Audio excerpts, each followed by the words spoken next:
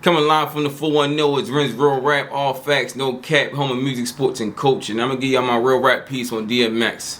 First off, I gotta say rest in peace, DMX, aka Earl Simmons, man. You've been a big impact and influence everything to the whole culture, the hip-hop culture, the black culture. You just rest in peace, man. It was hard for me to even do this. It took me a little minute just to even do it. I just didn't hop on it because I knew he was in a bad state for like a week.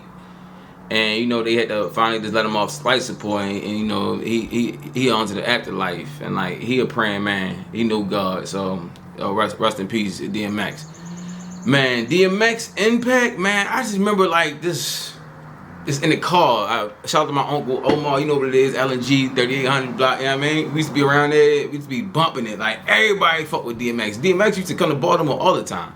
Shout out to, you know, all my NY niggas be coming fuck with Baltimore and shit. You feel me? But yo, he used to come down here, and I remember everybody used to be talking about it, so I didn't know who the fuck it was. I was a little young nigga and shit, you know what I mean? Whatever. I just took it for what it was. But I remember listening to Dark as Hell is Hot. Yo, that was one of the best albums I ever heard. Still to this day, like front to back, like his aggression, the way he was just different. Like he came out with Jay-Z, Ja Rule, you know, his other peers, you know, there's many more, but he just always stood apart from everybody. His aggression, his poetry, even his relationship with God. Like a lot of people love his authentic because he was really connected to God. Like we loved it about DMX. So he loved God, and he always had it in his prayers. But his first album, we used to be around the block, just listen to it, riding around everywhere, east, west, north, south Baltimore, like everywhere. Like just listening to it, like just bumping that shit. Like, and I was like really like amazed. And then like years later, I still bump that, like till this day. Like niggas done started something. X is coming. You already know the Rough Rider anthem. Get at me, dog. How it's going down. It's like yo, that skit on how it's going down. Who dick you sucking? Who dick you sucking? Like yo, that was funny. That was funny. Like yo, yeah, like damn man, I'm just. And then he came back later on that year. I think it was like 6-7 months, and dropped Flesh in My Flesh and Blood in My Blood. Why did he drop that? I mean, he was scorching. Like his impact was just, it's unbelievable. Like it was just unbelievable. Everywhere you go, you couldn't. I'll be honest with you. I don't even hear nobody say they didn't like DMX. They might not like all his music or know it, but they still liked him, his music, and him as a person. Like. It was just different. Like he had joints on there. Used to be my thug. Now you're my left titty. You know, like the locks is, you know, coming in like certain things. Swiss did most of the beats on Flesh in My Flesh, and you know he had my favorite song, man. One of my favorite songs. It got me through so much, man.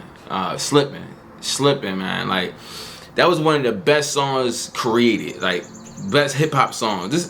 Songs period. Like that got me through so much. Yo, Slipping was everybody shit. Like even he played that in the verses when he was Snoop. Like Snoop was like, man, you gotta play my shit. You gotta play Slipping, man. That's a cultural classic. Like just get you through things. Like I can't even believe he's gone. Like I can't even believe I don't even saying doing this video. But it's just crazy to me. But then he just came back and X, and then there was X, the third album.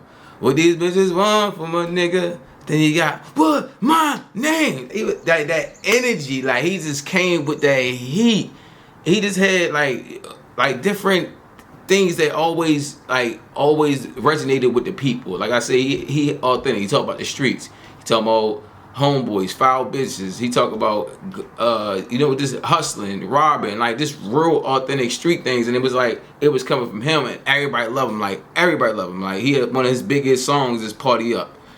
Like I be in the white spots, like that's all they play is Party Up. Like y'all know there's other DMX songs, like that's not the only one, but they will play that shit out. Like they love him, and that's only from this music. That's only his first 3 hours. We didn't even get to him being an actor. Romeo Must Die. Belly is one of the cultural classics. What? Like come on, man. Like yo, what's the other movie he had with Jet Li? Like damn, what's the other movie? But that shit was hard. Like somebody in the comments, tell me what the other movie hit with Jet Li. I don't feel like googling right now, but like back to Belly, like him and Nas, like that was epic. Like his acting was impeccable. Like I was surprised. Like to even hear him like I said, hear him, just look at him like act, cause I thought it was like he was being himself, but then I saw him in other movies. I'm like, Exit Wounds. That's what it's called, Exit Wounds. Boom.